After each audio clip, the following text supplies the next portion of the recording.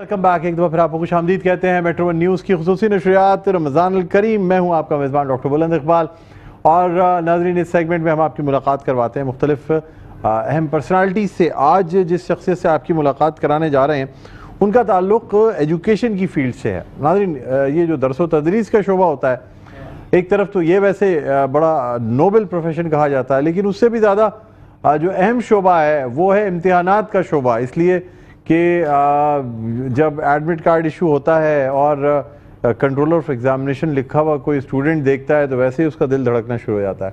अच्छा, खाली स्टूडेंट का ही नहीं, बच्चों के माँ बाप का दिल जो है ना वो भी उसी तरह धड़क रहा होता है कि अब एडमिट कार्ड आ गया है, अब इसके बाद इम्तिहानात होने, इम्तिहानात के बाद जब नतीजे का वक्त आएगा तो वो इससे ज़्यादा कठिन होगा।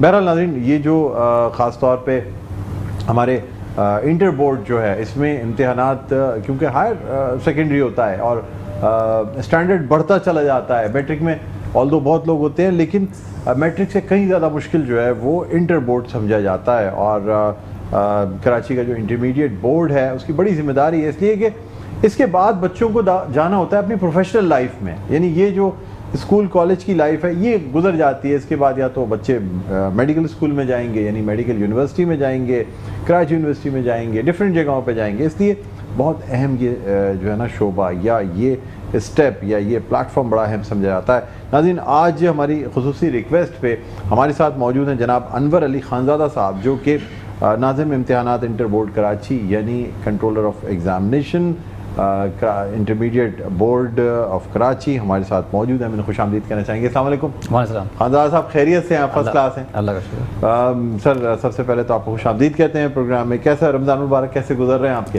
अल्लाह का शुक्र है, अच्छा। बहुत अच्छे तरीके से गुजर रहे हैं। अच्छा, माशाल्लाह। जी जी, ठीक है। सर वैसे हमने कंट्रोलर ऑफ एग्जामिनेशन देखे हैं, बहुत ओल्ड कंट्रोलर ऑफ एग्जामिनेशन देखे हैं, काफ़ी मौमर लोग हुआ करते थे। आप माशाल्लाह इतनी यंग एज में और आप कंट्रोलर ऑफ एग्जामिनेशन है, तो how is it possible sir? बड़ा अच्छा लग रहा है देख के, यकीन नहीं आ रहा। सबसे पहले तो आपका बहुत बहुत शुक्रिया कि आपने मुझे सोसाइटी का इतना जी चीज़ को आपने इन्वाइट किया। नहीं माशाल्लाह sir, that's a blessing of Allah पाक। और बेसिकली मेरा पेरेंट डिपार्टमेंट है board of intermediate secondary education Mirpur Khas. अच्छा, माशाल्लाह। और वहाँ पे मैं तकरीबन 7 साल कंट्रोल ऑफ एग्जामिनेशन रहा हूँ। माशाल्लाह। और फिर पैरेलल के नवाब शाह बोर्ड है, वहाँ का मैं फाउंडिंग कंट्रोल ऑफ एग्जामिनेशन भी रह चुका हूँ। माशाल्लाह जी। माशाल्लाह। और अब आपके शहर कराची में इतनी कम उम्र में इतने सारे माइलस्टोन अचीव कर लिए, माशाल्लाह, बड़ी बात है। बड़ा आपके बड़ी मेहनत रही है आप। जी ठीक। अच्छा सर, क्या समझते हैं कराची में इम्तिहानात जब होते हैं तो किसी न किसी कंट्रोवर्सी का ज़रूर शिकार रहते हैं, क्यों सर, क्या वजह है? देखें, यहाँ पर हर जगह पर सोसाइटी में माफियाज लाजिम अल मलज़ूम है, पार्ट एंड पार्टिसिपेंट है। तो वहाँ पर उनका रोल बड़ा एक अहम होता है। हर चीज़ जहाँ पे अच्छे स्टेप्स इनिशिएटिव्स लिए जा रहे होते हैं तो एकदम से माफिया का किरदार आ जाता है। आप नकल माफिया की बात कर रहे हैं? बिल्कुल, एग्जैक्टली। और अच्छा, पैसे देके नंबर भी बढ़ाए जाते हैं, वो माफिया भी काम कर रही है। देखें, ये तो है ना, ये सब जगह पर सिंध के तमाम बोर्ड्स का यही इसी चीज़ से विक्टिमाइजेशन के शिकार हैं। ये देखें, ये तो होते रहते हैं। वहाँ पर ये इल्ज़ामात लाजमी लगाए जाते हैं ताकि जब कोई काम नहीं किया जाता तो उसकी पैदाइश में जो है ना ये इल्ज़ामात को ज़ाहिर सी बात फेस करना पड़ता है। बिल्कुल सही बात है। यानी जब बच्चे के नंबर अच्छे ना आए सोचते हैं कंट्रोल ऑफ एग्जामिनेशन पे इल्ज़ाम लगा दो। बिल्कुल, बहुत आसान, कुछ भी कह दो, बोलो इम्तिहान सही नहीं लिया, फला चीज़ सही नहीं ली, ठीक है ना। अच्छा, मुझे बताइएगा कि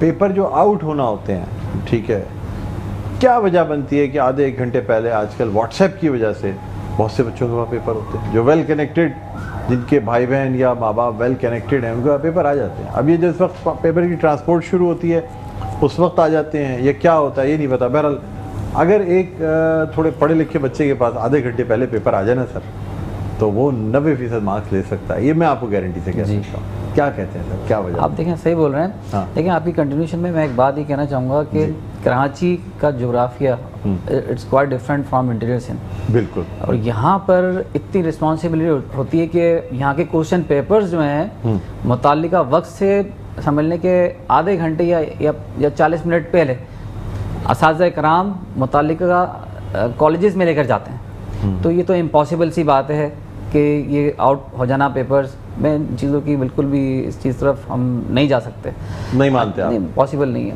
और दूसरी बात ये है कि अगर किसी सेंटर से पहले आउट हो जाए, पहले पहुंच जाए वहाँ पर, वहाँ से अगर आउट हो जाए तो इट्स अनदर थिंग।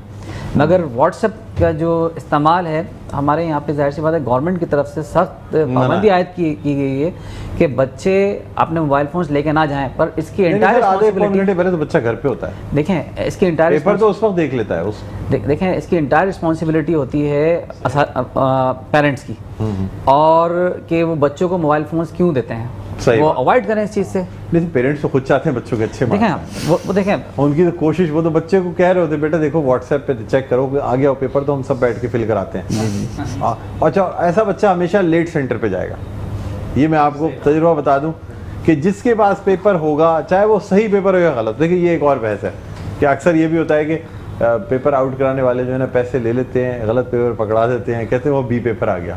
डॉक्टर साहब, अच्छा ये होता है क्या, बी पेपर और सी पेपर का सीन है या नहीं है? ये बी पेपर सी पेपर बिल्कुल होता है। हाँ, कहते हैं जी ये टैबुलेट करने वाले ने ना यार क्या करें, बस ये पेपर आउट हुआ था, बी आ गया। आपने एक अच्छी चीज़ उजागर करी। हाँ। यहाँ पर कराची में मैंने एक चीज़ देखी कि बच्चे पेपर देने के लिए 9:40 पे भी आ रहे हैं। अच्छा, बाहर खड़े रहते हैं, सेंटर से बाहर खड़े रहेंगे, क्योंकि पता है सख्ती अंदर, तो जब तक मुकम्मल क्वेश्चन पेपर बाहर आउट हो जाए, उसका सोल्यूशन आ जाए, सोल्यूशन साथ लेकर फिर बच्चे मोबाइल फ़ोन के साथ अंदर आते हैं। फिर हमारी मुख्तलिफ टीम्स होती हैं, वो बच्चों को पकड़ते हैं, उनके फिर कॉपिंग केसेस उनके रिपोर्ट होते हैं, तो फिर ये जज़ा सज़ा का अमल चलता है। इन्विजिलेटर्स वगैरह आप लोग भी जाते हैं, वो बिल्कुल। कितने बच्चे पकड़े गए लास्ट ईयर जो है नकल करते हुए, कितने बच्चे तकरीबन इलीगल मींस यूज करते हुए कराची? तकरीबन 300 एंड अबव बच्चे थे। अच्छा, जी जी, अलग अलग ग्रुप्स के अंदर। क्या सजा दी जाती? यहाँ पर अनफेयर मींस की कमेटी बनी हुई है, वहाँ पे भी सीनियर प्रोफेसर्स होते हैं, वो उनको हैंडल करते हैं। सर हमारे ज़माने में इतना खौफ होता था कि कहते थे कि अगर कोई खुदा न खास्ता आपस में, देखिए एक तो नकल होती है जो कि हम फर्रों से की जाती है। हमारे ज़माने में जो है ना वो कहते थे जी बाकायदा बारीक बारीक पेपर लिखे होते थे, उससे नकल करते थे वो, या जिसे वो कारतूस भी कहते हैं, क्या कहते हैं, उससे अगर नकल पकड़ी जाए तो 4 साल के लिए रेस्टिगेट, सीधे सीधे कहते थे रेस्टिगेट हो जाएगा। और या फिर अगर आपस में देखते हुए पकड़े गए ना तो भी एक्सटर्नल्स अगर आते थे वो ले जाते थे। आप लोगों ने क्या सजाएं दी? देखें ऑल पेपर कैंसिल कर देते हैं, ऑल पेपर कैंसिल कर, 1 साल के लिए रेस्ट्रिकेट कर दिया, 1 साल के लिए भी रेस्ट्रिकेट करते हैं इस तरीके से ना। हमारे यहाँ पे देखें, यहाँ का एक इंटरमीडिएट बोर्ड का एक बहुत अच्छा एक निज़ाम बना हुआ है। हाँ, और उसके अंदर जो है ना बहुत मतलब मुश्किल है कि वहाँ से कोई इजीली कोई निकल सके, कोई अगर कोई नकल कर रहा हो तो बच नहीं सकता। जी जी, एक ना किसी न किसी पेपर में पकड़ा ही जाएगा, आना है उसका मतलब, है ना। और अच्छा ये मुझे बताइएगा कि क्या वजह क्या बनी है कि अब मार्क्स बच्चे जो परसेंटेज लाने वाले, देखिए सर एक ज़माना था फर्स्ट डिवीज़न 60% बहुत अच्छे मार्क्स हम जाते थे, मतलब नामुमकिन था कि फर्स्ट डिवीज़न में कोई इंटरमीडिएट कर ले। फिर एक ज़माना आया ए ग्रेड आया, 70% पे गया, मुझे बहुत अच्छी बात है ये, ए ग्रेड 70% आ गया। फिर एक ज़माना आया जी A1 ग्रेड, A1 ग्रेड क्या 80% एंड अबव। और लोग कहते थे यार कौन से वो बच्चे हैं जो 80% मार्क्स लेके आ जाते हैं। सर अब ये आलम है कि 94-95% आती है सर, मतलब क्या वजह है? हमारा एजुकेशन सिस्टम, हमारा एजुकेशन स्टैंडर्ड गिरता जा रहा है, या हमारे बच्चे इस कदर एक्सपर्ट हो गए हैं कि वो उर्दू लिटरेचर और तमाम चीज़ों में भी इतने मार्क्स ले लेते हैं कि परसेंटेज गिर ही नहीं पाती, 94-93% लेके आ रहे हैं। कैसे मुमकिन है सर? देखें इंटरमीडिएट बोर्ड में यहाँ पर इस तरह का कोई मेरे होते हुए 1 साल मुझे हुआ है, इस तरह का कोई चीज़ रिपोर्ट नहीं हुई मुझे कि 94% कितनी परसेंट हाईएस्ट फर्स्ट पोजीशन कितने पे आई सर प्री मेडिकल में? देखें ये आपको ये तो पता होगा। देखें हाँ। अब देखें यहाँ पर अलग अलग सिनेरियोज है ना, प्री इंजीनियरिंग प्री मेडिकल की बात कर, ये देखें प्री मेडिकल का देखें किसी की 91% परसेंटेज आ गई, मगर वो कोई पोजीशन होल्डर बच्चा होगा ना।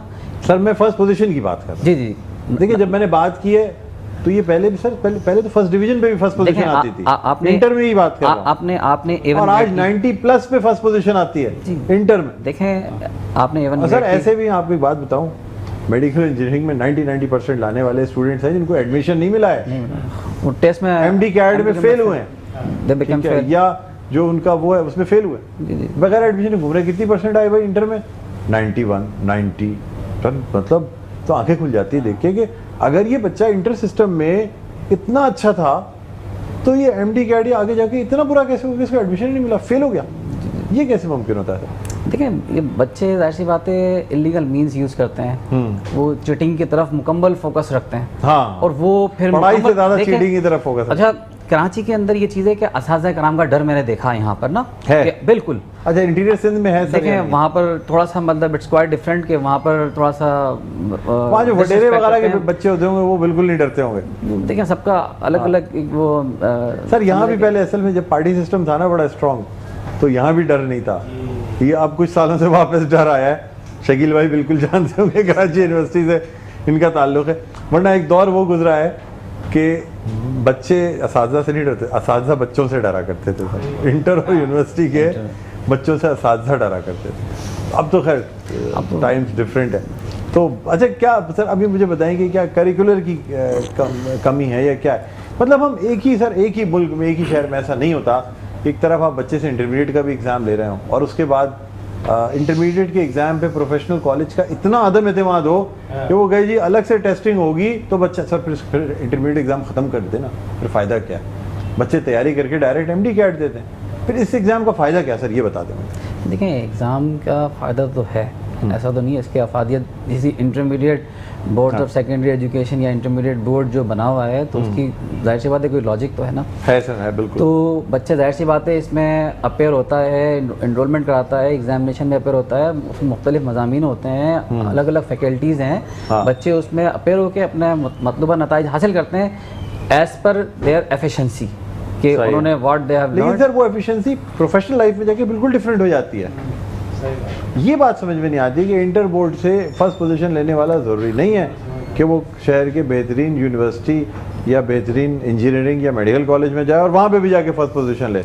वहाँ पे होता है कि एवरेज स्टूडेंट बड़ा अच्छा परफॉर्म कर रहा होता है और फर्स्ट पोजीशन वाला बच्चा कहीं गुम हो जाता है, पता भी नहीं चलता। हाँ एक बात देखें बच्चा आजकल बस हमारा जिस तरह का सोसाइटी का मतलब देखें इसमें सोसाइटी का भी किरदार है, सोसाइटी का भी इसमें। अच्छा sir, every walk of life scrutiny पे भी बात करेंगे और ये भी जानेंगे कि क्या कहते हैं ये जो गलत रिजल्ट आ जाते हैं उसके बाद स्क्रूटनी की एप्लीकेशन दी जाती है जी।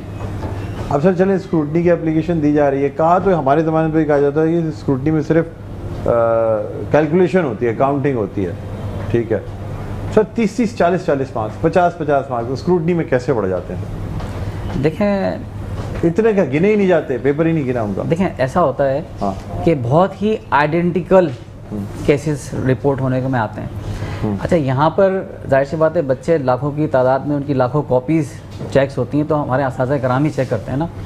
तो बच्चा जाहिर सी बात है जो अपने रिजल्ट से सेटिस्फाई नहीं होता तो वो अप्रोच करता है, वो स्क्रूटनी के लिए अप्लाई करता है, जब अप्लाई करता है तो फिर उसकी कॉपीज़ निकलती हैं तो वो भी असातिज़ा कराम ही चेक करते हैं, ठीक है ना। तो वहाँ से कोई सा एरर कोई निकल के आ जाता है तो फिर उस चीज़ को जाहिर सी बात है सही किया जाता है जी। अच्छा सर ये बताएंगे कोई माफिया ऐसा है जो काम कर रहा है, जो पैसे लेके ये काम करता है? देखें ये तो एलिगेशन है ना, एलिगेशन है, ये तो एलिगेशंस हैं, ये तो ऐसा कोई कभी भी होता है कि आपको पता चला लेवल कर दें। आपने कभी कोई एक्शन लिया है ऐसे लोगों के खिलाफ? जी अब मैं इस तरफ हूँ। हाँ जी जी। अभी अच्छा। कहना वो सही नहीं है, इस स्टेज पे कहना ठीक नहीं है, कुछ चीज़ अंडर प्रोसेस है। अंडर प्रोसेस है इंशाल्लाह ताला जो पकड़ लिया आपने? जी जी। और उसके बाद उनके खिलाफ एक्शन लिया? बिल्कुल इंशाल्लाह ताला। अच्छा, लिया जा रहा है? लिया जा रहा है। और डिपार्टमेंट के अपने लोग थे? बिल्कुल। अच्छा, जो सारा साल से ही करते चले आ रहे होंगे। अब वो तो देखें वो जब बात आएगी, जब बात निकलेगी तो बहुत दूर तक जाएगी सर, ये तो फिर पूरे सिरे तक पहुंचेंगे कहाँ कौन लोग इन्वॉल्व थे। बहरहाल आपसे सर अभी मज़ीद गुफ्तगू करनी है लेकिन एक वक्फा लेंगे, वक्फे के बाद नाज़रीन जब आएंगे तो कसीदा बुर्द शरीफ पेश किया जाएगा, कहीं ना जाएगा। देखते रहिए हमारी हुसैन नशरियात, रमज़ान अल करीम।